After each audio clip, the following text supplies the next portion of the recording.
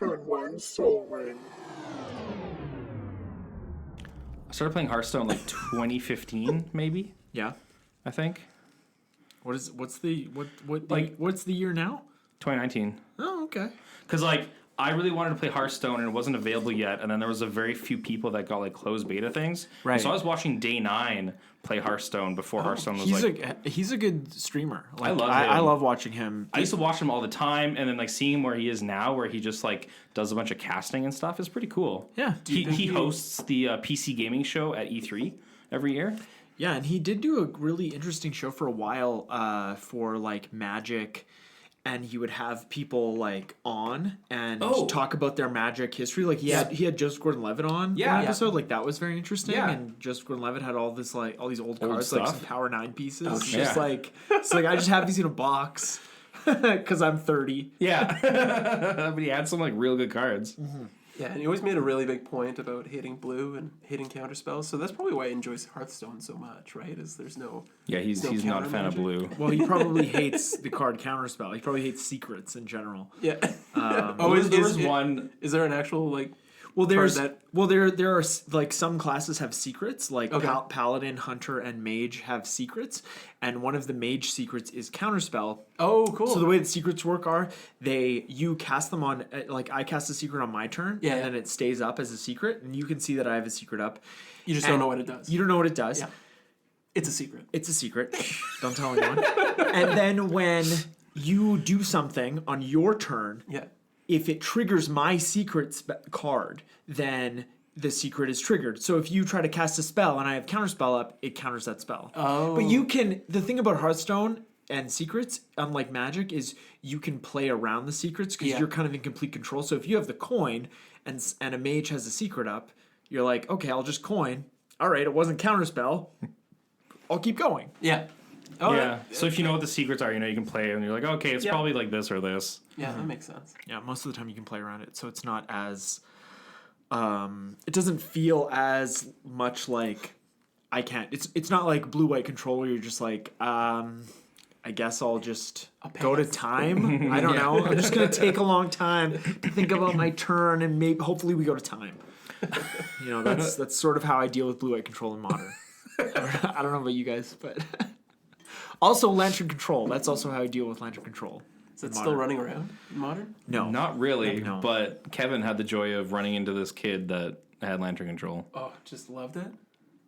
The kid was loving it. He was laughing a lot. Oh. Well, as long as he's enjoying himself, right? Yeah, Sure. that's... Yeah. Sure. I mean, you want to, like... You don't just... Like, you do want to enjoy yourself and what you're doing, but you also... want to be considerate of other people. Well, I mean, like... I know that's strange coming from me, but... Yeah. He's probably just like an avid solitaire player. Could be. Yeah. Could Probably. be. Yeah. Yeah. Yeah. For sure. I wonder if there's any solitaire tournaments. I'm sure there are. Yeah. I mean, there's stuff for everything out there, so... There's rock, paper, scissors tournaments. Okay, maybe not everything. Like, there are. Are you serious? I'm serious. It's preposterous, but there are rock, paper, scissors tournaments. Yeah, I believe it. There's strategy behind rock, paper, scissors. There's like some psychology like that goes into getting an edge. I think it's more psychology than that because it is like relatively random. I think you have a better chance at winning if you can read your opponent before you throw hands than sort of understanding the variability of rock, paper, scissors. But yeah, it seems very high variance. Seems a little less complicated than Magic. Well, there's no stack, right? Yeah. Yeah, I mean, like, there's only 3 things you can do. I think it's... And you both share priority. Yeah, there's no priority. It's like, it's all happening now. It all happens at the same time. More of a dexterity game.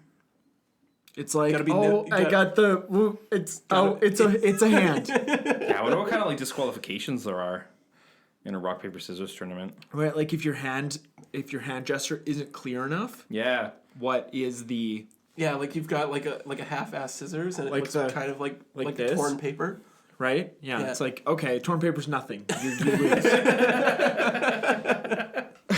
Oh my goodness. All right, well. Hey, everybody, welcome to the show. Yeah, welcome to the show. This is Turn 1 Soul Ring. I'm Kevin. And I'm Eric. And today on the show, we have special guest Riley. I feel so special. You are special. Thank you. I'm glad you do. Yeah, we've brought Riley back. When did we have you on last, Riles? It Or was the Spark. No, it was for the Eldraine. Oh, no, we had previews. Eldraine. Eldraine. Eldraine. That's right. It seems like a long time ago. Yeah. Hey, that's what happens when they don't give us when they don't announce a set. holiday set. Yeah. And we were talking about that in the last episode, but they did do the gift edition. Yeah. Right? That was kind of their holiday thing. It's like a new product thing. Right. They've right. done gift editions in the past, though. They have, and they've changed them. Like the last couple of years, they were those shitty gift boxes with the packs Those are and bad. And the promos. But this year, I kind of like what they did because they give Wait, you. are you talking about the box that you store cards in? Yeah. No. Square. The square. No, because they used to do that. Yeah. That nice box that you could store cards in. Yeah. Yeah, last time was Kaladesh, I think. But the last couple of years, like with Amonkhet and Hour of Devastation, they did those the plastic inserts, five and you have the 3 boosters and, packs. 5 Kind of like trying to feel like cards. Pokemon. Right, Yeah. and that's right. And they had like the Kari Zev and promos. That's right. But now they've just taken a bundle. Yeah. And they've thrown in a collector's pack. They've given you another oversized dice. Otherwise, everything is the same. The art on the box outside. is a foil box. It's pretty. It's very nice. Yeah. But really, you're just because a bundle's like around $50 Canadian. Yep. And then you throw in a collector's booster, which is like $30 Canadian. So if you're paying like around 80, that's fine. That's like a reasonable price. They're not gouging us for this item. So I think it's a cool kind of gift product if you want to get that. And it's great for the grandmas. It's better than what they did with those like Hour of Devastation Amonkhet products. Way better. Because it is more expensive. For sure. But I think it still is a better thing because if somebody does buy this for you, you're a lot more happy with that than those. And Grandma and Grandpa have the money. Sure. Let's not kid ourselves here. They're not doing anything with that money. It's for us. Yeah. They're saving it for their 4 Give p.m. me dinner. some magic product. No, Eric, the money that they save from those 4 p.m. dinners pays for our gift edition. Sorry. And I actually picked one up, and I had a good collector's booster. What'd you get in it? I got a full full art Yorvo. Ooh. And I got a full art foil. What is the white artifact? The Circle of Loyalty? Is that what it is? So I got that, and I also got a showcase foil Murderous Rider. Oh, nice. Which was very nice. Ooh. And I got some other showcase cards. Like it really does come out to like worth something. like plus $30 like in a lot of the packs. So I think you are. I got my money's worth for sure. Like I got my money's worth from the, just the collector's booster, for the bundle. Not to mention the 10 packs, which I haven't even opened yet. But I did get like I got a Murderous Rider in one of the other packs. Yeah. I got a what's that one that just got banned? The green one. The sorcery. Once Upon a Time? Once Upon a Time, I got one of those. It's an instant, yeah. It's an instant, yeah. And like it got banned in standard, but it's great in modern. So it's gonna hold a lot of its value. But yeah, I think it's a good product. It's just at the end of the day, I just don't want to feel like I'm sort of spending more money than I'm getting out of a Magic product, right? At least you want the appeal that like a scratch ticket or like the lottery where like I might get something good, right? I might get my money back and break even. It's always fun cracking alternate extended art foil Oko or of course something like that. And like it is really fun opening a pack of cards that are like all of these are going to be foil or like alternate art or something, and it's like I even got like a Rowan like non-foil from the one from the Planeswalker deck, so like even that's fun. Like that's not a high value card, but it's just like getting all those sweet cards in one pack. It's just like it's a fun, especially it's a fun experience. If you've opened a lot of Magic packs. It's a fun experience to have this like really cool high end like look at all these foils we can get and like different like arts and stuff. For sure. Yeah, it's a lot of fun. It's kind of fun. I feel like Riley has some input. Input Yeah. You're just like, into fun. No, Riley likes to have fun. Sometimes. Let's not get carried away. Yeah, let's not get carried away here for sure. Sure. But we brought Riley on the show today because we wanted to deck tech. We wanted to dexplain one of his decks that we've played against in the past. yeah. It is a Hallar the Firefletcher deck, commander deck. Yeah. Yeah. Very unassuming. Kicker tribal. Yeah. Kicker Tribal, yeah, it is very unassuming, and we now, and I mean now, first time. now we did, and Yeah. like we've lost to it a couple of times, and now we just, it's like don't let Riley, basically don't let Riley do anything. Go off. Yeah, just don't let him go do off. anything. I think that's just like the standing agenda is don't let Riley go off. Well, you always go off, Yeah. so I don't know what we're So we supposed gotta- to do. Yeah, we gotta stop you, obviously. Yeah. Stop him. I feel like that's just kind of what happens in our play group. It's like just don't let anyone go off. Yeah. Right? Yeah. It's like we're just shifting the power from person to person until somebody gets enough of an edge so that they can go off. Yeah. Yeah. But somehow the saying has always been Riley. Yeah. Well, There's something about how Riley goes off it's very that It's it's very- just like it just puts an awful taste in my mouth. Yeah. it's not personal. No, I know. I think time when you were I just, think I'd like, prefer it if it was personal. Looping counter spells out of the Wow. graveyard. That was, bad taste. Yeah. Yeah, just shutting down the whole game and playing on everybody else's turn. It's That's, like nobody else gets to play. This is well, I get my to game. play. I just play with them. I'm playing with. We're sharing a turn. It's Just- fine. just let me play. Come on. Come on. So before we get to the deck tech today, we are going to cover some Magic news, some stuff that's noteworthy in the world of Magic. And the first thing we're going to talk about is the Mystery Booster set. Oh. Oh yeah. Yeah, so pretty much all the details from that set have been released at this point, and the set was designed for a Chaos Draft environment. Yeah. It contains mostly reprint cards from earlier sets. Each convention booster also contains a test card, which may be used in draft, but we're not going to see those because we didn't go to any conventions. The set is not standard legal, and the main set. Yeah, What if it was? surprise. Mana Crypt and Standard? That'd be great. The main set contains 1,694 cards Whoa. Yeah. of equal rarity. That's something that I, when I looked it up, it said it contains that many cards of equal rarity, but that can't be an accurate. Because like what that means to me is that all the cards will be, if Like, are they all one's a commons? mythic, they'll all be mythics, and just apply that to every rarity. I'm not quite sure what that means. Yeah. Anyways, the retail edition of the Mystery Booster fills the special test card slot with 121 possible foil cards. These foil cards are different cards than those found in the main set. So we have so in each pack you have an opportunity to open one card that is not a part of that 1,694 card set. So like I think we're gonna have to go to a store and draft this set for sure. 100%. Yeah. I mean, I've been drafting dollar store packs for for an eternity.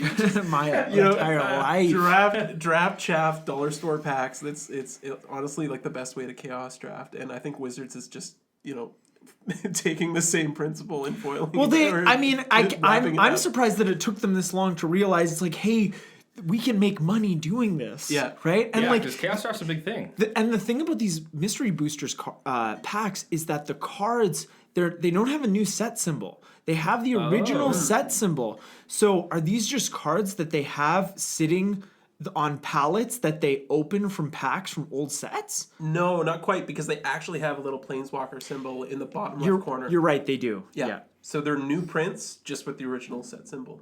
Okay. So they did the bare minimum of kind of legwork. Yeah. Yeah. They have the original. It's the original card, but then they have the, and that's good for long-term value because older cards can maintain a higher value than newer cards, especially foils. But I think all the reprints in the main set aren't going to be foil, and then we so you have kind of a better chance of getting the foil cards in the foil slot, and that'll just fill like the basic land slot that we normally see in a regular pack. And I don't know if they've said whether or not they're going to have tokens. Because usually it's a 15 card booster, but usually it's 16 cards because you have the token in a regular standard set. But that's also been the case for the Master sets of the last few years, right? Anyway, so that's going to be fun. And that comes out in mid-March sometime. That set comes out. So when the time comes, we will... Which I thought was kind of interesting because I thought we were going to be getting some sort of like November, December, like Christmas set. I thought we were going to get like an Ultimate Masters kind of just like, hey, if you had any money left from holiday shopping, you don't now. So kind of set.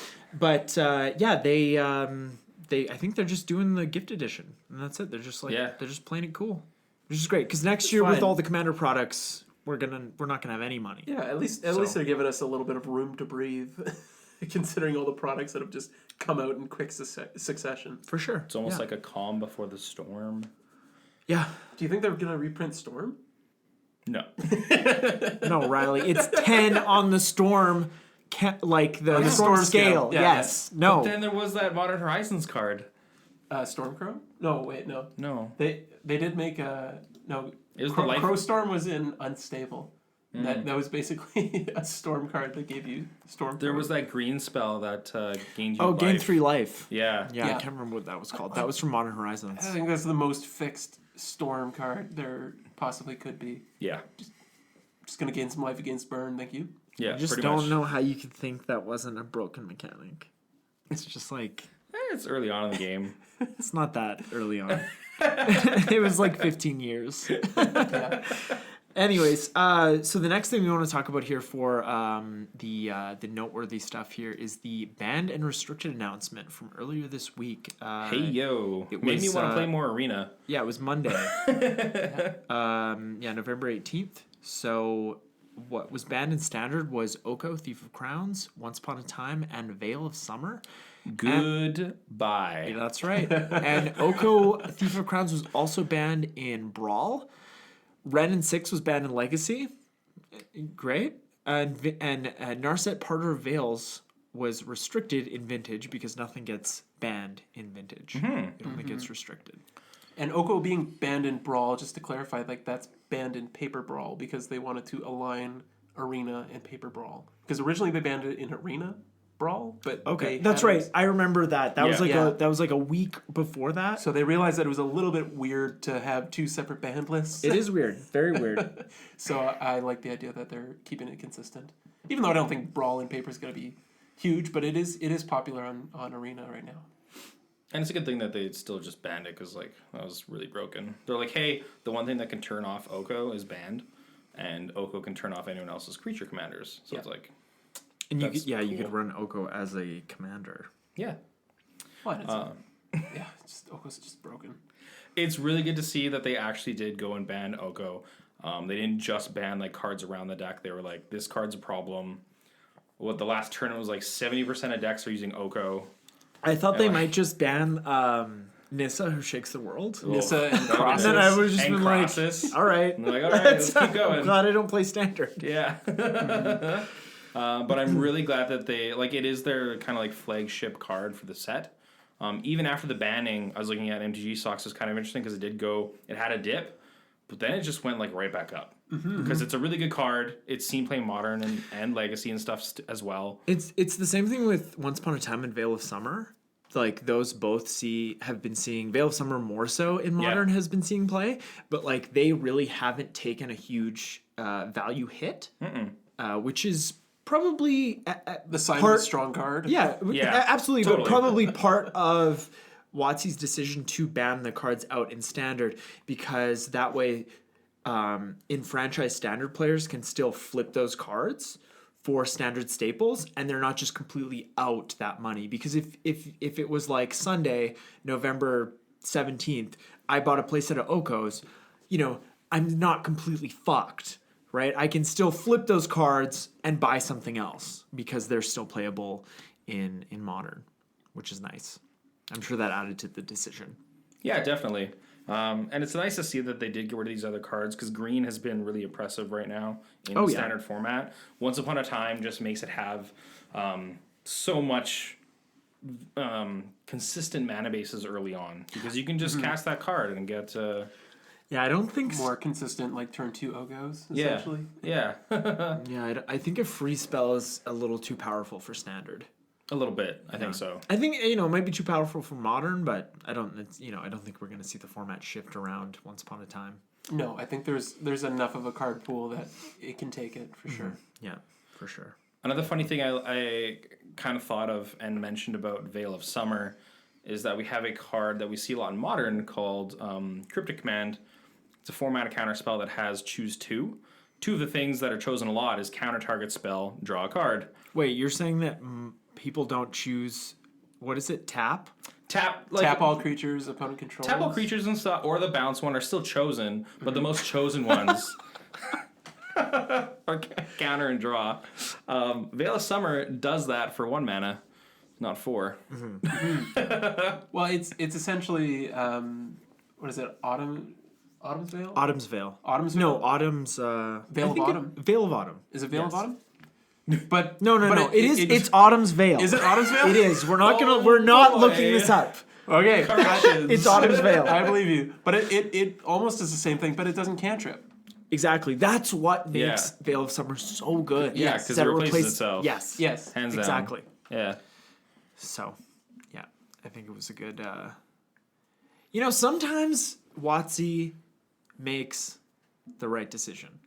Yes. Sometimes. And they did with this standard, like with Legacy and Vintage, I don't know, I don't follow those formats, but with standard, I think this is a good banning. I also do want to talk about the Legacy and Vintage bannings, especially Legacy. Renin 6 was running rampant in that format. It made the Temur Delver deck extremely powerful. I think on MTGO it was like a 55% win rate or something ridiculous. Wow. Yeah, and it was just up there. And so seeing them actually ban Renin 6 was really nice because apparently Legacy was getting kind of less fun to play in because the Temur Delver deck was just so strong. Well, you could just Wasteland lock somebody out of the game. Exactly, because Wasteland is legal, right? So that's rough. Is Strip Mine legal? No. No, but Wasteland is. Is it restricted in Vintage? Yes. I'm sure it is. It's so good. It must be. It must be. Actually, I could be wrong on that. I don't know the up-to-date restricted list, but... and it was really interesting for Renin 6 Canadian. He's down. He dropped $40. Well, from this banning. I'm glad. I'm glad. 100. I'm glad I sold mine when they were 120. Oh, I still wish I bought them so I could have played them in Modern, but... Yeah, I bought mine at $40 on pre-release. For my Lord Windgrace deck that I no longer have. Yeah. Oh, really? Yeah. What happened? I just turned it into a Gitrog deck because it's just more consistent. It just reverted back. Yeah, of course. So the last thing here that I'd like to talk about is that recently Magic the Gathering was enshrined into the National Toy Hall of Fame. Super cool. The American National Toy Hall of Fame. We don't have a Toy Hall of Fame. Why don't you talk to me when it's Canadian? Whoa. Nice. So the National Toy Hall of Fame is an American Hall of Fame that recognizes the contributions of toys and games that have sustained their popularity for many years. And there's only 63 toys and or games that have been enshrined in this Hall of Fame. Is the Rubik's Cube in there? The Rubik's Cube is in there. Nice. A couple of others are a ball. Slinky? Slinky's in there. Nice. Playing cards are in there. So Nice. some pretty there's stuff is in there. There's right. there's other stuff. That's pretty cool. You can check it out. We'll have a link to the Toy Hall of Fame in the show notes. But I just thought it was they're sort of their metric for putting a toy or a game into their Hall of Fame is it seems like it's that it's sort of been around for a long time. It's maintained its popularity, and that it is something that children would be interested in. Interesting. So Well, I'm glad to hear that Magic the Gathering is on par with the ball. the ball, yeah. That's great to hear. I mean that I think I think you're kind of joking here, but I think that actually is a good thing because if we think about like a ball is pretty prolific in terms of toys and Magic Who hasn't played with the ball? and I think there's more of a barrier to entry when it comes to Magic. So, comparing those two things, I think it is a good thing, honestly. But anyways, let's get to the deck. All right. We're gonna get to the deck. So, but before we get to the cards in the deck, I just kind of wanted to talk about the experience that we've had playing against Riley's Hallar, the Firefletcher deck, and I think it's pretty we saw that it's an uncommander, right? It's an uncommon, and it's I thought it was kind of like Riley pulled this out and I'm like, yeah, this is like probably one of Riley's janky decks. Just another one. And it kind of came out of nowhere and was very explosive, and I was surprisingly dead at a very early turn. You're like, wow, I'm actually taking a lot of damage from this creature. Yeah. Just from him casting spells. Yeah, in its parts, it's still very janky. Sure, of course. But as a whole, it does pack a punch. Mm-hmm. Yeah, it actually does. It was surprising at how we were kind of like, oh. I think the speed with which it killed us was very surprising. And like the first few times I played against it, I didn't really get a lot of a board together before I was like, oh, I mean, Riley keeps doing stuff, and it's just like my life total is dwindling.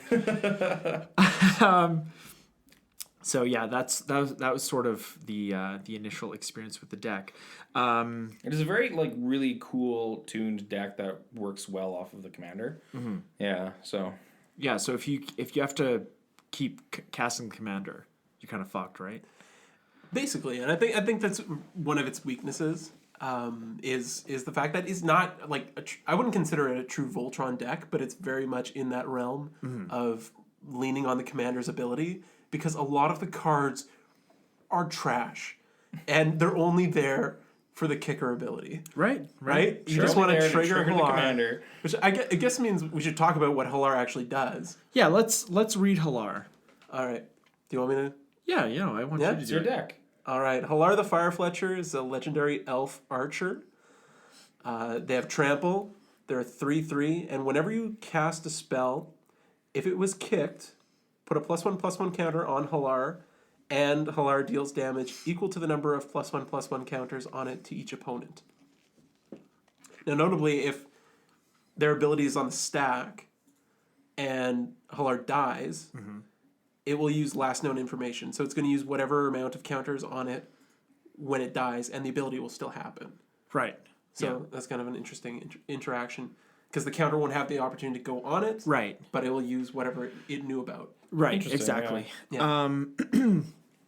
So before we get to the cards in the deck, I did look up a little bit of Hallar lore, and it's if you're interested in elves, It's pretty keep your cool. ears peeled. All right. So Hallar was a Llanowar elf archer born on the night of a legendary negotiation between the Staprion and Kelfey elves. Ooh. The Staprion are one of the Llanowar elf hames on Dominaria, and a hame of elves is like a euphemism for a tribe, essentially. The nomadic and militaristic Staprion elves live on the forest floor in the shadowy heart of the Llanowar woods. Much of Llanowar's fearsome reputation has been earned and maintained by the Staprion. The Kelfey elves, on the other hand, live in waterproof dwellings in the canopy of the Llanowar forest and are closely bonded with the Kavu. At birth, each Kelfey is given a Kavu, usually one that is born on the same day. They are raised together and taught to trust each other. Wouldn't that be nice if you had a pet that was... Trustworthy? Well, just like born in this. There's something very like kindred that they're born in the same day. You know, it's like, I mean, you know, if you have a pet that's not trustworthy, I think that's You probably shouldn't ride it. probably you definitely shouldn't ride it. I don't even know if you should take it home. So Hallar comes from the Kelfe tribe, and Hallar uses a genderless pronoun that reflects their ambiguous identity. Hallar's carefully controlled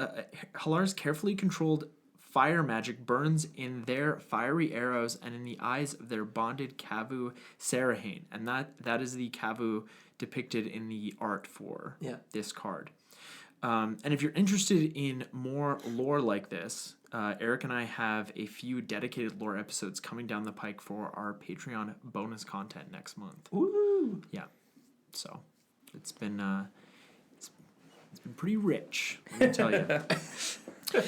So I think we talked a bit about this, but Riley, could you just give us a bit of an explanation at how this deck wins? Sure. So Hallar obviously is kind of the main game plan. We really care about their ability to get those counters on them and kick spells to trigger that ability and deal damage and try to spread around that damage as much as possible. Mm-hmm.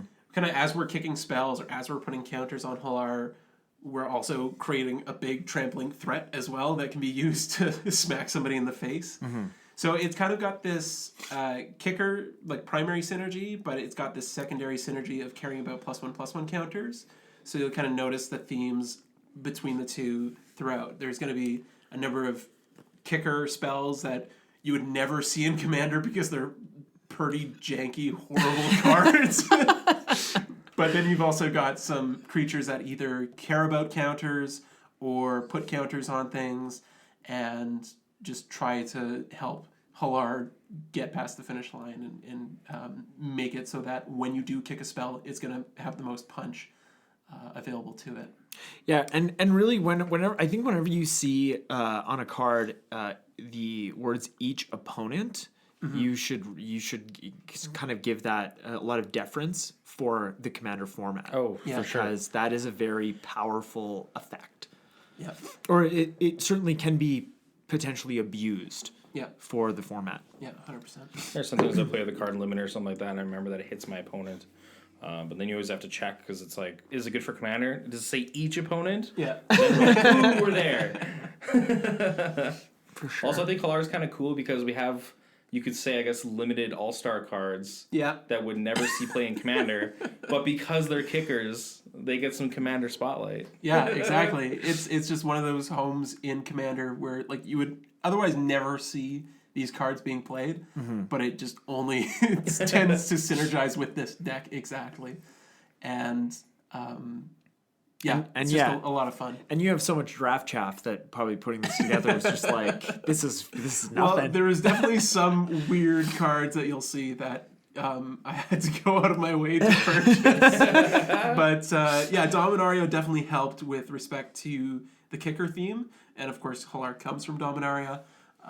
So there's a lot of support coming that way. But there's definitely some old cards from like Invasion and that time that I never heard about until I was researching this deck and building this deck. So jeez, you're making me feel old. All right, well, let's get to the deck categories. So first up, we have Ramp, and we'll just we usually just like read off every single card, so we'll just kind of take turns doing it. So Riley, Why don't you read off this first card here? Sure. The first one we have, it's Elfheim Druid. So 1 and a green.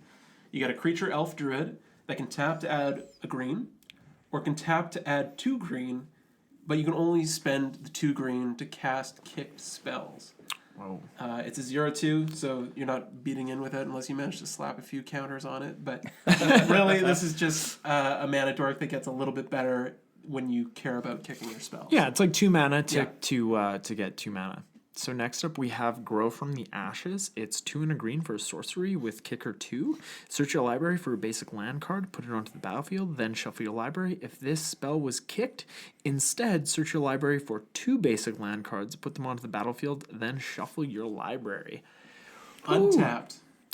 Yeah, that's right. Which I think isn't so bad of a spell. Like, obviously, you can do this with, I think, untapped. Untapped, yeah. Yeah, because I think That's really nice. Because explosive vegetation is still tapped for the 4 mana. So Yeah, no, it's only Sky Shroud Claim that like you're paying less mana to bring 2 force into play untapped. So Growth in the Ash is actually a pretty good It's ramp really card. it is a really good ramp spell. Yeah. For sure. Yeah. Yeah, good budget include in like most green decks, I would say, if you're looking for a budget card. And this is a relatively budget deck. Like this deck on Deckstats is 192.79. Yeah, it was originally built as part of our budget meta. There's definitely some cards now in it that are not fitting within that $5 meta that we had. Right. Yeah. But I initially built it with that meta in mind. You know, Riley, you need to forget about that $5 meta. Okay? I have, and I tried to move past it. There's definitely a couple of cards that are getting up there. So next up is a creature, the Fertilid, 2 of anything in green for an elemental, 0/0. Fertilid enters the battlefield with 2 +1/+1 counters on it. You may pay 1 and a green to remove a +1/+1 counter from Fertilid. Target player searches their library for a basic land card, puts it on the battlefield tapped, and shuffles their library. I like this. I like cards like this because you don't. I mean, generally you're going to target yourself. Yeah. But you could always be like, hey, you know, you're not doing so good, Oh, buddy. you're playing mono white. Here you go. Here you go. It's like, hey, you're playing mono white Voltron. Hey, how about we make a deal where you don't attack me for the rest of the game? I'll get you this 1 land. Sounds like a good deal. More notably, I mean, like, it does synergize well with the +1/+1 counter theme in the fact that I can get more counters on it and just have a repeatable ramp. Yeah. Yes. So that's really why it's there. Uh-huh. All right. Next up, we have Gyre Sage. 1 and a green for an elf druid. It has Evolve. So Evolve is basically if a creature enters the battlefield and if it has greater power or greater toughness, you put a +1/+1 counter on this creature. And she can tap to add green to your mana pool for each +1/+1 counter on her. And she's a base 1/2. So again, +1/+1 counter synergy. The more counters you get on Yeah, her, the more mana she's you gonna- get. Yeah, of course. Okay. Next up, we have Everflowing Chalice. It's a 0 mana artifact with multi-kicker 2. You may pay an additional 2 any number of times as you cast this spell, just in case anyone didn't know how multi-kicker worked. Everflowing Chalice enters the battlefield with a charge counter on it for each time it was kicked. Add a colorless mana for each charge counter on Everflowing Chalice. I gotta say, I've probably cast Everflowing Chalice for 2 more times than I've cast it for any other, CMC. Oh, yeah. Yeah. It's generally like a 2. Yeah, you're paying 4 mana for 2. Flexible mana rock. Yeah. No, it's great. No, I Yeah. love Everflowing. I've cast it for 0. And I usually wouldn't put a card like this in a green deck because there's other better ramp options. but Sure. the fact that it has kicker attached to it Yeah, is of exciting. course. Yeah. It's there.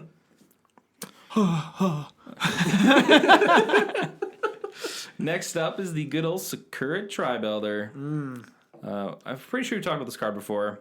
I don't think so. I've never seen this card. Okay. Well, for you, 1 of anything in a green for a Snake Shaman 1/1. You may sacrifice Sakura Tribe Elder. You search your library for a basic land card and put it on the battlefield. Tapped. So before we move on to the next card, a lot of people that I've played with at stores and they play this card, what do they say when they play it? It sounds like Steve. they're saying Steve, I say Steve. but it's because it's STE. Yeah. It's not Steve. It's just Steve. Just say Steve. I like Steve. I like Steve too. And he's I like- love a good Steve. He's an old but man. I don't know. I just feel like he's a Steve. Okay. anyways, sorry. I just like Why? Okay. Next up, we got Cultivate, 2 and a green for sorcery that you can search your library for up to 2 basic land cards. Reveal those cards, put them into your put 1 onto the battlefield, 1 into your hand, and shuffle your library. So, I mean, we're playing green, we're playing Cultivate. Next up we have Soul Ring. Not gonna read that. The show. Turn 1 Soul Ring. It's a good play unless you're playing in our league, then you're gonna lose points. So On the first turn. only the first turn, which is the only turn that it really matters. So next up we have a Primal Growth. It's 2 and a green for a sorcery. It has kicker, sacrifice a creature.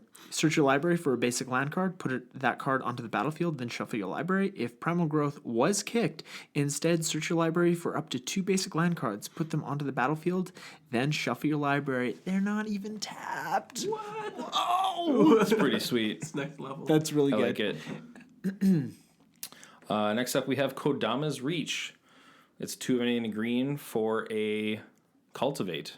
Yeah, it's just Cultivate, right? For an arcane cultivate. Yeah. Yes, you can splice it into Arcane. Yeah. You can splice something Onto it. Yeah. I don't know how that works. I can explain right now. You're not going to have to worry about it in this deck. I don't think I have any All right, arcane. moving on. Moving on. I'm glad I don't have to be further embarrassed. Yeah. All right. Next up, we've got Farseek. 1 and a green for a sorcery, and you can search your library for a plains, island, swamp, or mountain card and put it onto the battlefield tapped and shuffle your library. So just Looks like you duels. can't search for a... You can't search forest, for a though. forest, but Yeah. I've got a number of duels that have mountain on it, so you can fix your mana that way. Cool. Fixin'. Always be fixin'. ABF? That's right.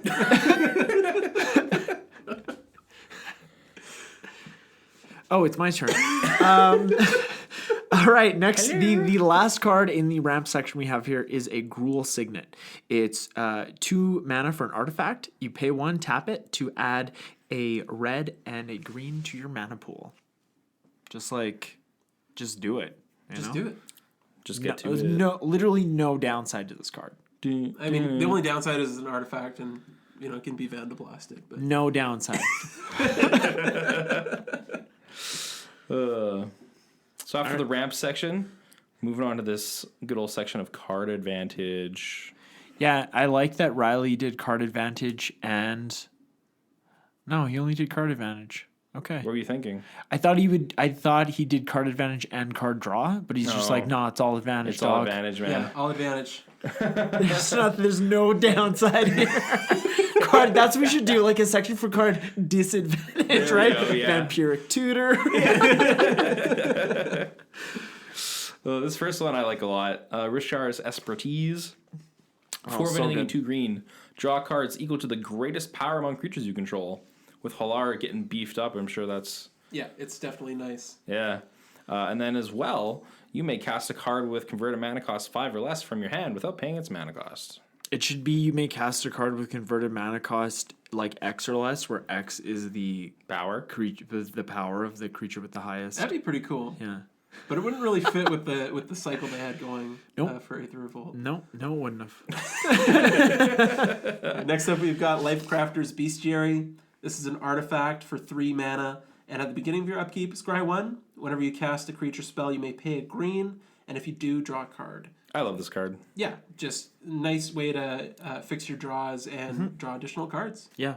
Yeah, once great. this came out, I just threw it in my green decks right away. I just thought it For was- sure. yeah. Yeah. Like a creature heavy green deck. Perfect. yeah. Yeah. Yeah. All right. Next up, we have Escape to the Wilds. It's 3, a red and a green for a sorcery. Exile the top 5 cards of your library. You may play cards exiled this way until the end of your next turn. You may play an additional land this turn. I love this card. This card is really cool, and I'm really excited to play with it. I put it in my Omnath Locus of Rage deck, and it is great. Yeah. The fact that you can let those cards sit there until your next turn. If they're instants, you can cast them in between. It's so much. You're drawing 5 cards for 5, Yeah. and if one of them's a land, you can play it. Yeah. And you can play a land from your hand. Or if they're 2 lands, you can play both of them. Right? It's just... Or if there's 3 lands, you can still play one next turn too. This card is so much value. Yeah. I love it. I'm a big fan of this card. I'm looking forward to playing it because it is a new edition. I haven't actually had the chance to cast it yet, but I thought it was a great include. Oh yeah. No, it's really, really good. Cool card. Love it. Next up, All-Star Green card draw. Harmonize. Classic. Beer, beer, beer. Yeah, we have to get that sound effect in. For Harmonize. Oh boy. 2 of anything and 2 green just to draw 3 cards. Yep. 4 mana, 3 cards. Gimme, Love it. gimme. Yeah, and again, I'm sure I've said this on other episodes, but if you guys are building a monocolored deck and you kind of want an effect that is not commonly found in that color, go to like Gatherer or Card Kingdom and do a specific search for Planar Chaos. Yeah. And you can find all kinds of cards that have been yeah. color shifted to do to have effects that aren't normally found in those colors, and it can really make your deck hum, like There's some harmonize. weird stuff out there. There's some very weird stuff. Great set for Planar Commander Chaos. stuff. Yeah, check it out. All right, next up we've got Citadel Wood Readers. What is this card? Exactly. Good. So we're getting to that point. Okay, this is one of those kicker payoffs, but it also has some card draw attached to it. So it is 2 and a green for a human druid that has kicker for 2 and a green, so you can pay in as an additional cost. And when it enters the battlefield, if it was kicked, you draw 2 cards. So it's like a slightly more expensive Muldrifter that's a 1/4. Yeah, it is just 1 more mana, Yeah. for sure. It doesn't have flying, but Yeah. next up we have a Snake Umbra. It's 2 and a green for an aura. Enchanted creature gets +1/+1 and has whenever this creature deals combat damage to an opponent. Just damage. That's a really Whenever really it deals important a distinguish. damage to an opponent, you may draw a card. And it has totem armor, so if enchanted creature would be destroyed, instead remove all damage from it and destroy this aura. Yeah, and the reason I corrected you there is because when Hallar is triggering and dealing damage to each opponent, you're drawing that many cards. I think you just corrected me because you think you're better than me. Mainly that. No, but really, Snake Umbra is an amazing card engine if you can start to like chain it together with kicking spells.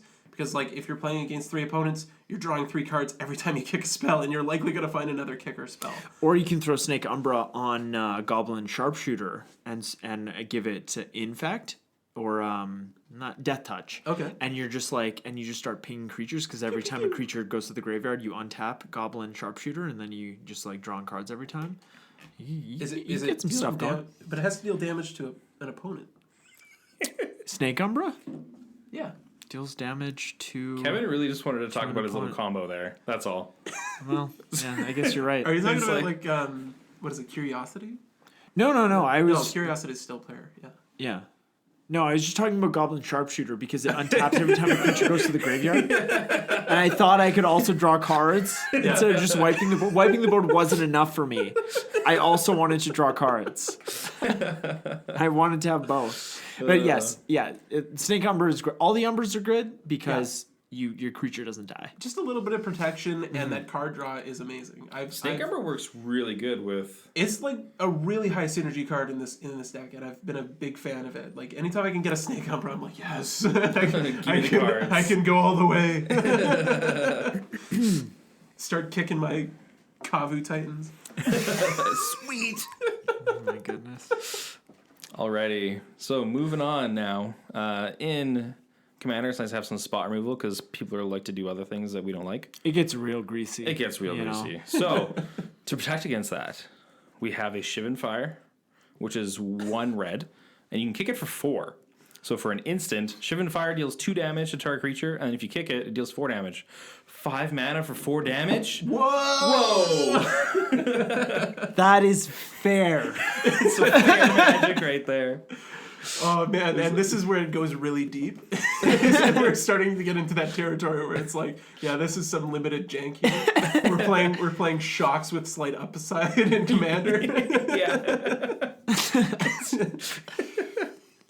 Well, next in line here, we've also got Burst Lightning, which was the original Shivan Fire, except it can go to the face, which is Makes it so much better. But yeah, 1 red for an instant with kicker 4, 2 damage or 4 damage, but it can hit any target. Nice. Next up, we have a Mold Shambler. It's 3 and a green for a fungus beast. Look at that creature type. That's Fungus That's beast. a mouthful. Kicker 1 and a green. When Mold Shambler enters the battlefield, if it was kicked, destroy target non-creature permanent. I actually run a playset of these in my Pauper Sultai land destruction deck. Nice. So Nice. I Hit know, lands with it. Yeah, I know the power of this card. That's good. Yeah, you can hit a land. That's definitely nice. For sure. Yeah. Next up, Beast Within, green all-star. 2 of anything and a green for an instant. Destroy target permanent. For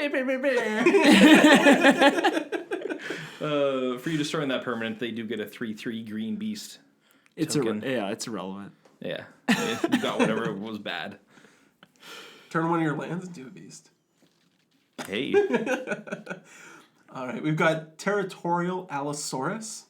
Yes, it is a dinosaur and is 2 green for a 5/5 that has kicker That's 2 and a good rate. green. Yeah. Well, this thing was a bomb in limited. Yeah. In Dominaria Limited, this thing was great. So kicker 2 and a green. If he was or when he enters the battlefield, if he was kicked, he fights another target creature. That's some decent green removal. Yeah, it's fine. I mean, it's nothing exceptional, but it's really that kicker that we care about. Yeah. All right, next up we have Fight with Fire. It's 2 in a red for a sorcery. Kicker 5 in a red. So that's a total of 9. Oh my god. Fight with Fire deals 5 damage to target creature. If this spell was kicked, it deals 10 damage divided as you choose among any number of targets instead. Any number of targets! Any of them. You can hit artifacts with this. No, I'm Not kidding. legally, unless it was an artifact creature. I'm kidding, but yes, that does make up for the 9 mana cost, because you can hit like 10 damage any like targets. You can hit planeswalkers. That's it. That is very good. Yeah. Next up, we have the Overload, which is 1 red for an instant, and you can kick it for 2. Destroy target artifact if its converted mana cost is 2 or less. If Overload was kicked, destroy the artifact if the CMC was 5 or less. Ooh. Great. Secret tag. Secret tag. Wow. What are you doing with my Chroma's Memorial? Be sad. Hopefully find my Vandal Blast. it's like one in red for a braid. Yeah. Target artifact. All right, we've got Viduran Emissary. This is a human wizard with kicker 1 in a red. Oh, sorry, I should read his converted mana cost. Now it It's falls apart. 2 in a green for a 2/3 human wizard with kicker 1 in a red. And when it enters the battlefield, if it was kicked, destroy target artifact. And it can't be regenerated. So don't even try to regenerate your Chroma's Memorial. That's fair. This works. This works pretty well. Yeah. I like this one because it has the kicker cost being a different mana or color as well. Just because? Just because. Yeah. It's nice little combo there. Yeah, and that was a whole that was a popular thing in the whole like Invasion Odyssey block era. So you could just kind of splash for them in limited, I think. Anyways, let's move on to the mass removal part of the deck. First up, we have Molten Disaster. It's X, red for a sorcery. The kicker cost is X. The kicker cost is red. Yeah, come on. If this spell was kicked, it has split second. Nice. As long as this spell is... Well, I'm not going to read split second, but Molten Disaster deals X damage to each creature with flying and each player Without flying. Yeah. Without flying. Yeah. Sorry. Yeah. So it's essentially like an earthquake that you can give split second. For 1 red. That's For only 1 red. If That's I could why give, wouldn't you? If I could pay 1 red for all my red spells to give them a split second. Oh, yeah. I'd do it, yeah. That'd be great. That's really good. The only situation I could see Probably is have like, less janky cards for this deck if that was the case. I can see you maybe in a situation where like someone's health is like 13 and you have like just enough mana to kill them. Or you do 1 less and give it split second, you know? You're like, what do I do? Do I go for it? Like, I mean, if you have Hallar, it definitely flips that symmetry. Oh, right? yeah. Because it is a symmetrical effect. You're dealing yourself the damage as well, but Hallar is, assuming it survives after the Molten Disaster. because it's a kicker spell. Yeah, like, it's gonna break that symmetry by doing a little bit more damage to your opponents. It's cool. Yeah, Hallar's kind of disgusting. Next up, one of my favorite cards, actually. I love this red card. So we have Comet Storm, which is an instant. It's X and 2 red, and it has a multi-kicker of 1. So you can pay any times. So you choose target creature or player, then choose another target creature or player for each time Comet Storm was kicked. And then you just deal X damage to all of them. Mm-hmm. So this can be just like a mass player removal. If there's like a lot of like sticky things on the board, that's really good too. Yep. So I really like Comet Storm a lot. Yeah. Wasn't quite sure how to categorize it, whether I wanted spot removal or mass removal, but I figured, if Because you can do mass removal with that one. you could definitely sweep the board with this. For sure. Yeah. Well, yeah, you could. I've been in games where I've been killed by Comet Storm. 100%. It's definitely one of the strongest win conditions in this deck. Yeah. Especially if you pair it with one of the later cards that we'll get to, one of the creatures. Ooh. Oh, spoiler. Spoiler alert. All right, next up we've got Vandablast, just a red staple in Yep. Commander. Yes. Yeah. Red for a sorcery, destroy target artifact you don't control, or you can overload it for 4 and a red to change that target to each. Yeah. Next up, we have Breath of Daragaz. It's 1 and a red for a sorcery with kicker 2, like 2 colorless mana. Breath of Daragaz deals 1 damage to each creature without flying and each player. If this spell was kicked, it deals 4 damage to each creature without flying and each player instead. Secret tech. 5 mana for 4 damage to everything ain't bad. Yeah, Well, that's a good. 4 mana for 4 damage to everything. Yeah, 4, yeah, sorry, Yeah. 4. And Yeah. like, it doesn't sound like a lot, but like, there's so many times where, you know, we all have boards and, you know, 4 damage to all of our creatures is pretty devastating, It can be. you know? Yeah. Ooh, another cool one. Chandra's Ignition. So this is 3 of anything and 2 red for a sorcery. Target creature you control deals damage equal to its power to each other creature and each opponent. Yeah, this is also this can be a win condition. Yeah, I had a lot of fun with this in my Animar deck too. So it's Oh yeah. yeah. This is a good card. Pairs nicely with Vigor too, because if you target Vigor, Oh and man, it's gonna deal damage to Hallar and just give it a bunch of counters, and then you kick a spell, and just Go nuts. Yeah, just go nuts from there. So, nice combo there. that's a cool combo. All right, now we're moving on to the protection section. Just a little bit of protection for Hallar, because again, like not full Voltron, but we care enough about Hallar being on the battlefield that I wanted to dedicate some slots for keeping him around. Yeah. So we've got Vines of Vastwood. This is a green instant. So green for kicker green. Target creature can't be the target of spells or abilities, so it gets hexproof. Your opponent's control. If Vines of Vastwood would be kicked, that creature gets +4/+4 until end of turn.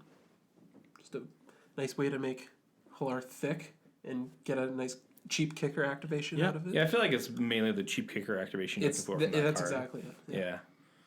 But like Vines of Vastwood is great in any like I run a Vines of Vastwood in my Edric deck just as a way to protect Edric from Yeah, spot removal. exactly. Right? Giving your commander hexproof is very powerful. Yeah. Yeah. So it's doing double duty. Yeah. Next up we have Swiftfoot Boots. It is in case you don't know, it's 2 mana for an equipment. Equipped creature has hexproof and haste, and the equip cost is a 1. Next up is Lightning Greaves, which is 2 mana. Equipped creature has haste and shroud. Equip 0. And then we've got Inspiring Call. This is 2 and a green for an instant that says draw a card for each creature with a +1/+1 counter on it, or each creature you control with a +1/+1 counter on it, and those creatures gain indestructible until end of turn. So if Hallar has a counter on it, at the very least it's replacing itself and giving it indestructible. Yeah. So just a pretty solid card. I think that's really good in this deck because, like, the other one that people run a lot is Solidarity of Heroes, I think. And it's like 1 of anything in green to make all your creatures indestructible and hexproof. No, that's heroic intervention. Heroic Intervention. There we go. Thank permanents you. control get hexproof And indestructible. indestructible. Yeah. And this still makes you guys indestructible. And Hallar is usually going to have a +1/+1 counter on it. So it's like you might as well run this instead of. Yeah. Yeah, if you want to save some money. Yeah. Yeah, for sure. Because Yeah. heroic intervention is like 10? approaching $20 now. Oh, Ooh. really? Wow. Yeah. It's Wow. a great card. It's a fantastic card. It's Yeah. like a blue counterspell. Yeah. Yeah. Yeah. Yeah. Or a green. Green. Counterspell. No, counterspell is a blue counterspell. Yeah. All right, the next section we have here is enablers. Riley, you're an enabler. All right? Yeah, I try not. You're enabling my my magic addiction. Right now. Yeah, I just wanted to make this section just to kind of be one of those sections that, like, I don't know, these are the cards that don't really fit anywhere else, but they have kickers, so I care enough about them. Yeah, of course.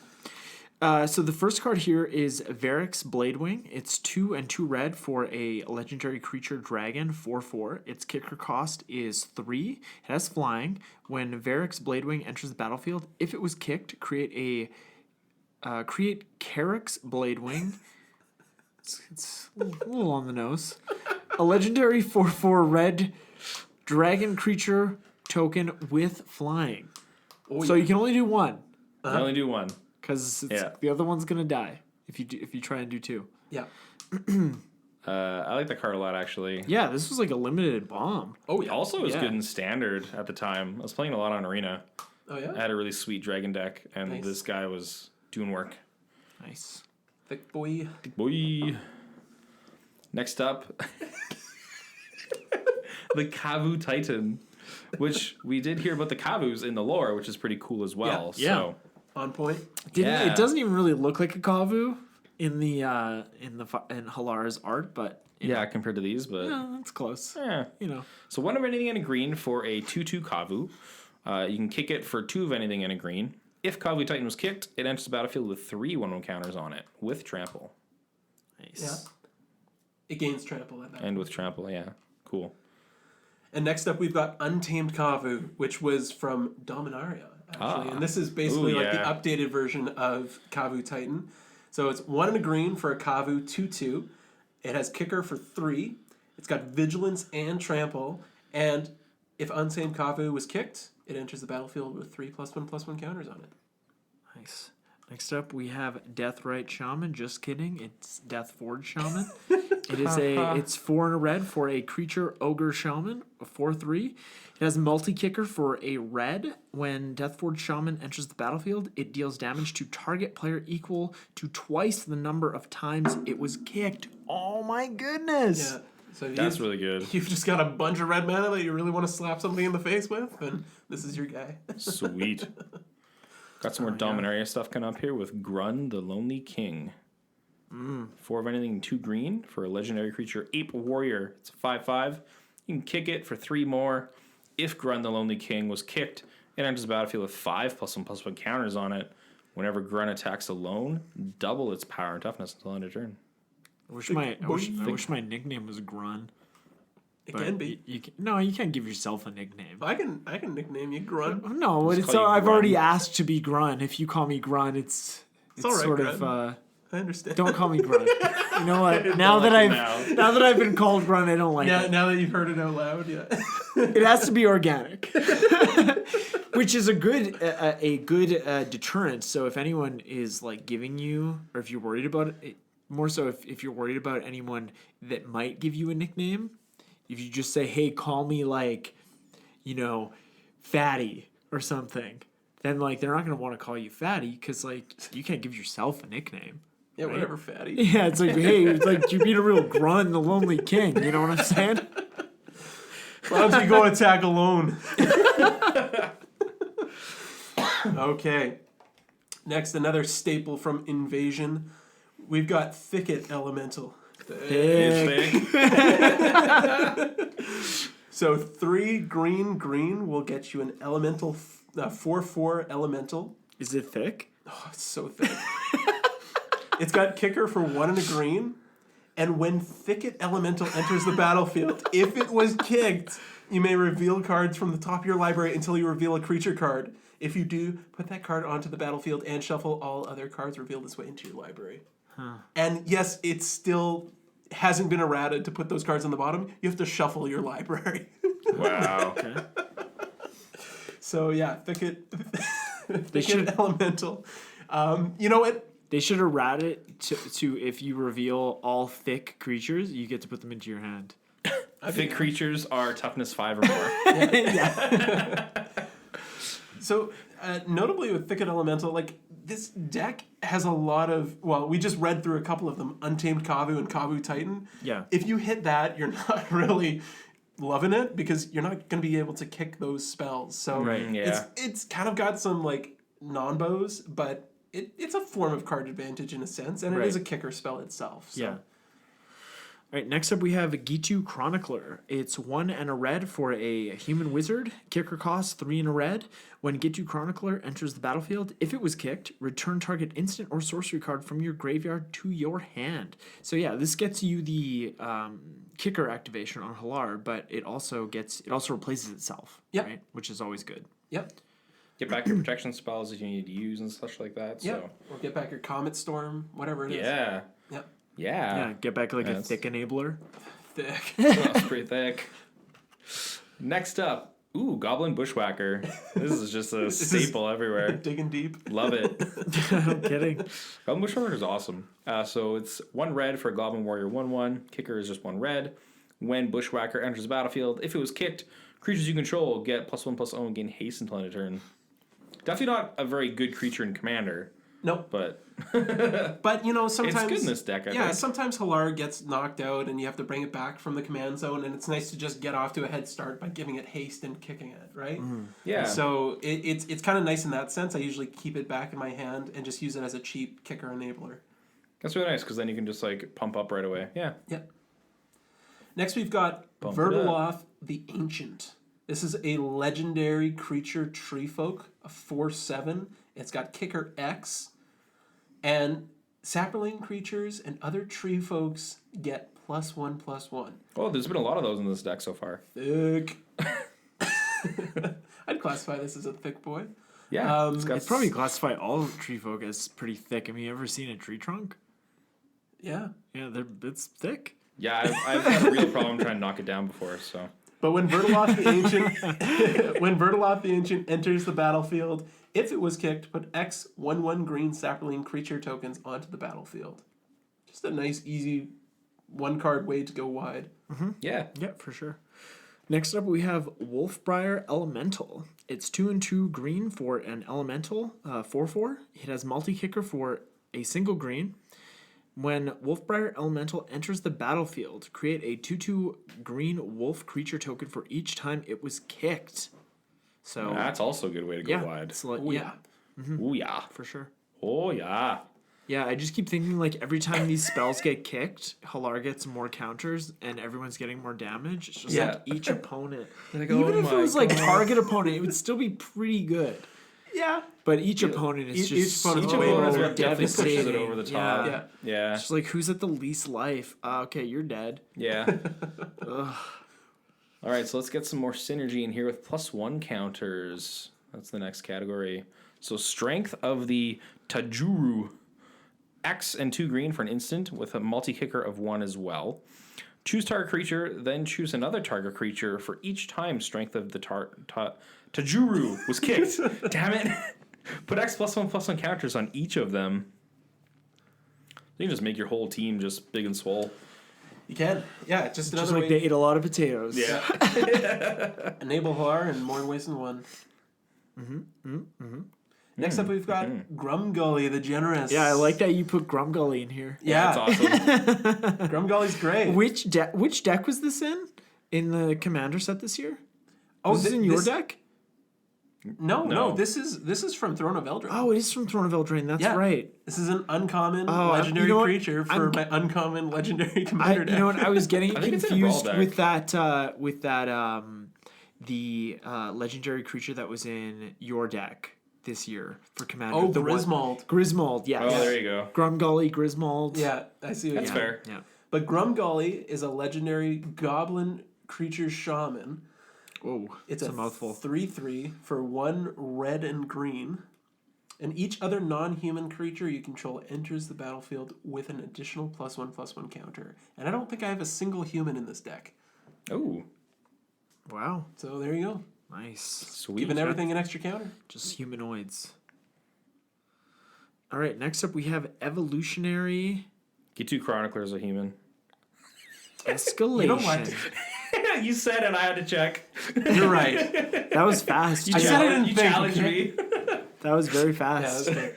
But Gitsu Chronicler is also a 1/3, so I really don't give a shit. Evolutionary Escalation is 1 and a green for an enchantment. At the beginning of your upkeep, put 3 1/1 counters on target creature you control and 3 1/1 counters on target creature an opponent controls. Can you give me the counters, Riley? Yeah, for sure. No. Nice. Over here. Too late. Kevin's board's too big. We already made a deal. Notably, you have to have targets, otherwise it doesn't. Right. Doesn't Yes. trigger. It's not like up to. Yeah. Yeah. Yeah. Next, we got a big old green staple.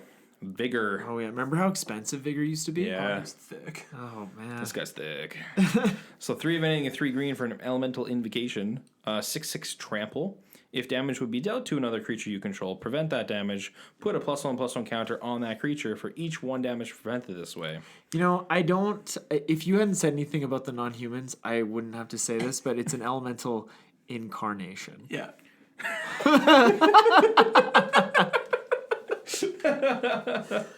But like Sorry. Vigor's It's just like Vigor is so stupid. Yeah, like, because it's so stupid good. If it's put in the graveyard from anywhere, you just shuffle in your library. Yeah, Thank you. yeah, On top of that, that's Yeah, gross. deck me now. yeah. It's just oh man, I hate Vigor. Next up, we have Nissa, Voice of Zendikar. It's 1 and 2 green for a Planeswalker. Nissa, it's +1. Sorry about that, Rouse. We skipped you. We'll start over. You'll give me the next one? Yeah. It's +1 is create a 0/1 green plant creature token. Her -2 is put a +1/+1 counter on each creature you control. And her -7 is you gain X life and draw X cards, where X is the number of lands you control.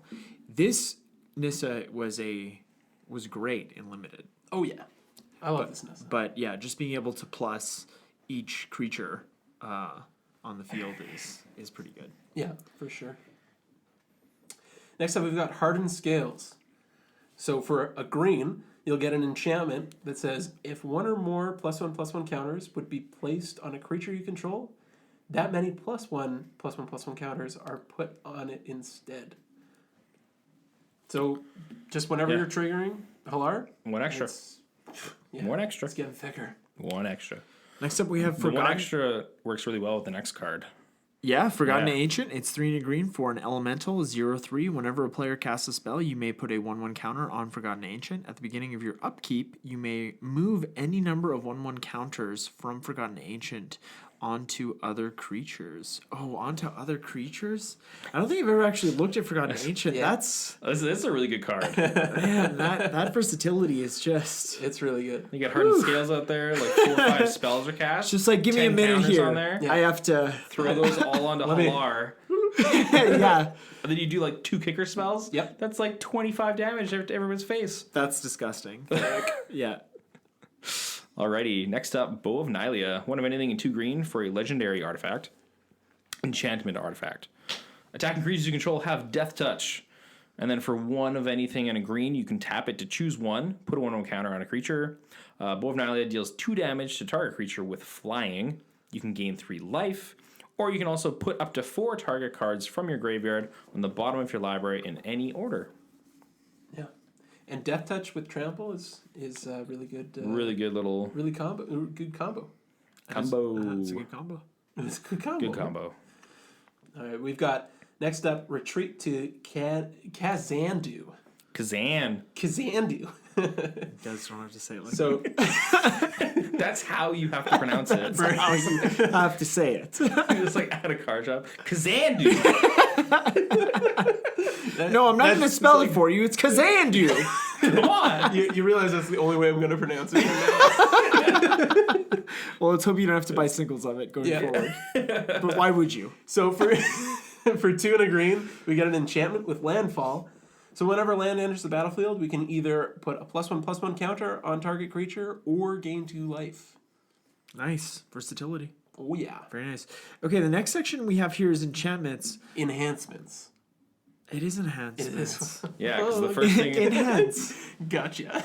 there are no enchantments in the enhancements category. Correct. Yes, that's what my stipulation was We going should to be just there. let him go. You should have. That would have been more entertaining. Because everyone already thinks I'm an idiot, so it's fine. Okay, so the first card we have in enhancements is Neheb the Eternal. It's 3 and 2 red for a legendary creature, zombie minotaur warrior. He's a 4/6. He has Afflict 3. Whenever this creature becomes blocked, defending player loses 3 life. At the beginning of your post-combat main phase, add a red to your mana pool for each 1 life your opponents have lost this turn. With Hallar, Yep. that's like if you got like an X spell. Yeah. Oh man, that's Yeah. so much. Yeah, if you mana. have Comet Storm in your hand. Oh, Works really well that's with, gross. with Deathforge Shaman too. Yeah. You just pump all that red mana into Deathforge Shaman and knock somebody out, and Yeah, it's pretty. That's so explosive. gross. Yeah, like Neheb is a great ramp card for mono red, but with what you're doing with it's- Hallar, every time you yeah. cast a kicker spell, you're just banking mana. Yeah. Right? Oh, yeah. And then Hallar's so big to begin with, so you send them both in combat and just get a little bit more mana. Yeah, totally. It just gets out of hand with No the kidding. So next up, we have the Grafted Exoskeleton. So 4 of anything for a artifact equipment. Equipped creature gets +2/+2 and has Infect. Whenever Grafted Exoskeleton becomes unattached from a permanent, sacrifice that permanent. Costs 2 to equip. And I put this in here because I can imagine a game where Hallar is just getting knocked down and I can't quite stick it. So get a Grafted Exoskeleton. It's just that much easier to finish everybody off, right? Yeah. Dealing damage with Infect. Yeah, because it just says deals damage, not Yeah, combat damage. Exactly. So, yeah. So you only have to deal 10. Yeah.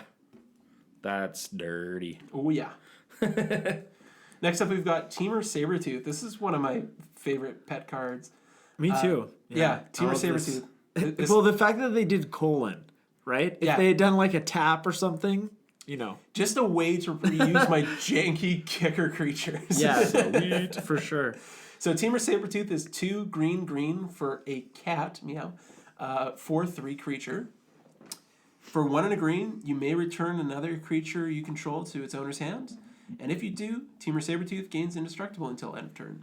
Nice little bonus. Yeah, just a way to bounce and reuse janky creatures. Yeah. For sure, yeah. Next up, we have Strionic Resonator. It's 2 colorless mana for an artifact, and the activated ability is you pay 2, tap, copy target triggered ability you control. You may choose new targets for the copy, so you can target Hallar's triggered ability, Yep. which is always good. Yeah, and Strionic Resonator is fantastic in any commander deck where your commander has a triggered ability. So Yeah, it because is- you can just get more procs off of it. yeah, So. it is a very. It's kind of a narrow card, but it's very very powerful. Yeah. When applicable. So we have a few more cards here. Some cards labeled as High Synergy. Hi. Hi. Zendikar Resurgent, just a green all-star here. 5 of anything and 2 green. For enchantment, whenever you tap a land for mana, add 1 mana to your mana pool of any type that land produced. And also, whenever you cast a creature spell, draw a card. Oh, yeah. Good power. Next up, we've got Verdant Confluence. This is for 4 green. You get a sorcery that says choose 3. You may choose the same mode more than once. You can either put 2 +1/+1 counters on target creature. You can return target permanent card from your graveyard to your hand. Or you can search your library for a basic land card, put it onto the battlefield tap, then shuffle your library. I just like the idea of being able to have that flexible ability to either ramp if you need to, Yeah. put +1/+1 counters on Hallar, or just return permanents from the graveyard. Right. Yeah. No. Yeah. The whole confluence cycle is Yeah. very good, especially if you're in a monocolored strategy or monocolored deck, I should say. All right. Next up, we have the Great Henge. It is 7 and 2 green for a legendary artifact. This spell costs X less to cast, where X is the greatest power among creatures you control. You can tap it to add 2 green to your mana pool, and you gain 2 life. And whenever a non-token creature enters the battlefield under your control, put a 1/1 counter on it and draw a card. This card's just... This card is the It's nuts. so good. It is so nuts. It's so good. I love this card. I was at our LGS the other day and noticed that card is at $20. Yep. Oh, no way. It's getting up there. Wow. Yeah. Especially with Oko leaving the format. Like it will give Great Henge the opportunity to shine. Yeah, no kidding. Oh, and it's like this is a commander staple. Oh yeah. Yeah. For sure. All right, so let's move on to the least interesting part of any deck is the lands. Yeah, just pick out some that are kind of... Yeah, we have 5 mountains and 10 forests, Yep. but we have 38 lands in total. What are some of your spiciest lands you got in here, Riley? Really anything that can help add a +1/+1 counter. So we've got things like Orin Reef the Vastwood that you can tap to put a +1/+1 counter on each green creature that entered the battlefield this turn. Mm-hmm. There's other things like Llanowar Reborn has Graft 1. So Oh, go ahead. Yeah, sorry. so graft 1 basically means, like, if a creature enters the battlefield, you can choose whether or not you want to move a counter to it. Oh, okay. Yeah. And notably, you can do this on anybody's creature. Yeah, yeah. Oh, I didn't. You can target anyone's Yeah. any creature entering the battlefield. Opal Palace is also really good, and Opal Palace does stack with the amount of times you cast Hallar. Opal Palace is also a really good card in really any Voltron deck, because you're getting a 1/1 counter for each time the commander's been cast. The creature's been cast Yeah. from the command zone. Yeah, and you've got the like the standard like duels. Yeah. Got stuff that's fetchable with Farseek. That's right. Yeah, that's important, like Stomping Ground, Cinderglade. Yeah, And the one from Amonkhet that is a cycling land. That's Sheltered Thicket. Yeah. Yeah, yeah. And if you just want to like one shot somebody with Hallar, you've got Rogue's Passage. For sure. Yeah. Always good. Actually, I added that in after listening to one of your episodes. How much you like Rogue's Passage, and I was like, yeah, no, I think that's worth it. All right, Cool. Yeah, it's a good card. Nice. Hashtag good card. Yeah, well, this deck is it's a lot of fun to play against. I'm sure it's a lot of fun to pilot. Yeah. But yeah, it's just we definitely saw that commander and we were like, this is good. This is like garbage. No, I have a lot of fun playing it. It's pretty unique. It always feels like you're playing some form of weird multiplayer limited. Yeah.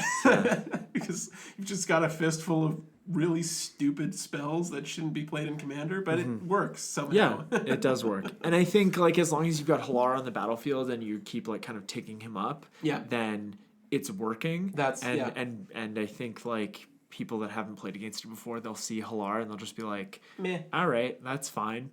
Exactly. It's just like, okay, kicker. Exactly. Yeah, get him with my Goblin Bushwhacker. Right, because kicker has like historically been kind of a it sort of always seems like the kicker cost is it doesn't provide you with the adequate amount of value that you're paying for. Most of the time, yeah. Most of the time. You are getting a lot of impact for the kicker, but it's almost it always feels like it's 1 or 2 mana more than that effect would cost you. But I think the best way to think about kicker is that it's on 1 card. Normally you'd get the effect of a kicker card spread across 2 cards, right? Yeah, so you are getting an effect that's on a card. Yeah, yeah. Like destroying an artifact or... I think it's really at home in Limited, where of course you want something to do early in the game and you want something to do later in the game, and it just helps fill both those roles in 1 card. Yeah, I think a great way to think about kicker is that it is a modal spell. Yeah. For sure. Got a couple questions. Just wondering your ideas on... I was thinking of a couple cards that could maybe work in the deck. Just want your thoughts there. Since Hallar with more counters on it does more damage, what about the good old spell Increasing Savagery? Yeah, and we were talking a little bit about this before the podcast, but I like the idea that Increasing Savage... Do you mind reading it off there? Yeah, let's go for it. So it's 2 of anything and 2 green for sorcery. You put 5 1/1 counters on target creature. If this spell was cast from a graveyard, put 10 1/1 counters on that creature. The flashback cost is 7 mana. Yeah. So for 7 mana, you get 10 counters. And I could see that being pretty explosive. I'm kind of wary about putting in things that are kind of like one shot, put a +1/+1 counter on things, unless it has some other kicker synergy. But I could definitely see it, because flashback, I think that makes a big difference, just in the sense that, like, if I use it once, fine. It's 2 cards. Yeah, Hallar goes back to the command zone, comes back out. Now I can put 10 counters on it. So I think that could be a pretty explosive play. Yeah. It's definitely something worth considering. Cool. And the other one I was kind of thinking of would be Cloudstone Curio. Oh. Yeah. Yeah, so it's 3 of anything for an artifact, and whenever a non-artifact permanent enters the battlefield under your control, you may return another permanent you control that shares a permanent type to its owner's hand. Yeah, I like that idea, because then you could just, like, kick a Bushwhacker, bounce a Kavu Titan. There you go. And then just next turn play my Kavu Titan, bounce my Bushwhacker, and just, like, flip them back and forth. That's a pretty cool idea. I like that. And you get the reusable Bushwhackers if you need to make things haste and stuff. Yeah. Yeah, similar thing to what kind of Temur Sabertooth is doing. Yeah. Yeah. without costing you mana. It's a little bit different, of course, because you do have to like time out when you want these things to enter the battlefield and return and stuff as well. Too. Yeah. But yeah. All right. Well, I think we're gonna bring this episode to a close, and we just want to thank you, Riley, for coming on and sharing this deck with us. Yeah, thanks for having me. Yeah. Thanks for hanging out. We like this deck a lot, so. Yeah, we like playing against it. We should do that sometime where we just like you get to choose somebody's deck and you get to pilot it because we never do that. That's Yeah, true. we should do that. I'd be down for that. Yeah, we Yeah. should for sure. And we've all played against each other's decks enough times to be like, I want to play Eric's Animar deck. You know? But if you want to get in touch with us, you can find us on. It's funny, I still have to look at my phone to. You can find us on Instagram at Turn One Soaring the podcast, and I'm on Instagram at Command Beacon. And if you want to email us, you can email us at turnonesoaringthepodcast@gmail.com. Riley, where can we find you on social media? So yeah, I'm on Twitter at Riles Dayton. So RILESDEIGHTON. Ooh yeah. Oh yeah. Booyah. And we are currently doing our November giveaway, which is gonna wrap up pretty soon. It's November's almost over now, and we are giving away 3 packs of. No, we're giving away 2 packs. We're giving away 1 pack. Just keeps getting worse. We're giving away 1 pack of Cold Snap to 2 lucky winners. Yeah. So Snap, you can enter that. Winter's here. That's right. Winter's not even coming. It's here. Yeah. Yeah. You can enter that giveaway by finding the Instagram post for that on our Instagram page, and all the details are going to be there. So I don't need to get into them right now. You can find us on Spotify or iTunes or wherever you listen to podcasts, wherever you find your podcasts. Yeah. Yeah, that's right. And wherever you do that, rate and review us. Give us like 5 stars. Slam that 5-star A button. nice thick review. Give us a thick review. There we go. Give us a Hallar level review. Yeah. What would Hallar do? WWHD. That's right. Hallar the Firefletcher. What would they do? Yeah. Right? That's right. That's a callback right there. All right. Leave your callback number. All right, kick Yes. it. Yeah. Again. Thank you again, Riley, for coming on the show, and thank you to all of you who listen. It means a lot to us. Yeah, we appreciate you. Yeah. Riley, do you appreciate them? I do. Nice. We appreciate you, Riley. Yeah. Appreciation's Of course, I all around. appreciate me. I listen to this show, so I appreciate me. All right. Talk to you later, everybody. Stay jazzy. Make good choices. Turn one soul ring.